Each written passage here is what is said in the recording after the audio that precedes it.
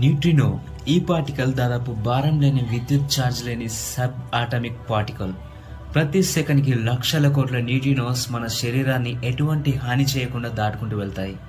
ఇవి సూర్యుడు లేదా నక్షత్రాల లోపలి న్యూక్లియర్ రియాక్షన్స్ లో పుడతాయి. వీటిని గుర్తించడానికి శాస్త్రవేత్తలు భూమి యొక్క లోతుల్లో జైగాంటిక్ డిటెక్టర్స్ వాడుతున్నారు.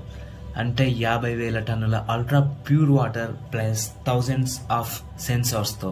వీటిని గుర్తించడం ఎందుకంత కష్టం అంటే వీటికి ఛార్జ్ లేదు, ఎలక్ట్రోమాగ్నెటిక్ ఫోర్స్ వీటిపై పనిచేయదు, అండ్ గ్రావిటీతో కానీ స్ట్రాంగ్ న్యూక్లియర్ ఫోర్స్తో కూడా ఇది ఇంటరాక్ట్ కావు.